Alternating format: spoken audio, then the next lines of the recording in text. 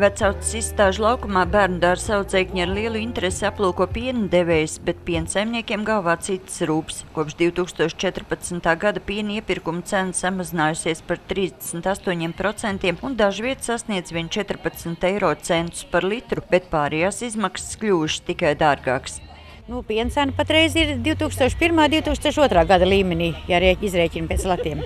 Jā. Mēs esam lieli jautājumi priekšā, jo cilvēki pie lopiem ir vajadzīgi daudz, darbs ir sarežģīts un 365 dienas gadā un nekādas izredzes nav un atlaides.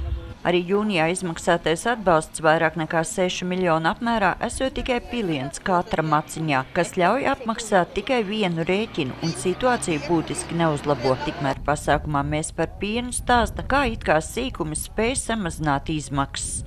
Ir tās lietiņas, kas ir jāskatās gan auglībā, piena kvalitāte ir ļoti no svara, jo dotajā brīdī, kad tās cenas ir tik zemas, tad kvalitatīvs piens būs tas, kuru vajadzēs vienmēr. Ja. Zemnieki gan ir diezgan skeptiski un izskan pat doma, ka arī piena nozarē līdzīgi kā izglītībā jau sen uzzīmēts savs optimizācijas modelis. Ministrijai skaidri vajadzētu pateikt, kuras ir tās saimniecības, kurām vajadzētu palikt. Gan jau tur augšā zina to domu, kādām vajadzētu palikt un kāds tas modelis Latvijai piensaimniecībai ir paredzēts. Tikai līdz mums to neviens nenovada. Zemkopības ministrijas pārstāve gan šādu pieņēmumu kategoriski noliedz, bet arī labāku dzīvi pārskatāmā nākotnē nesola. Tik cik ir mūsu visas tās sviras, kas ir zemkopības ministrijas rokās, ticiet man, to mēs visu, protams, arī izmantojam.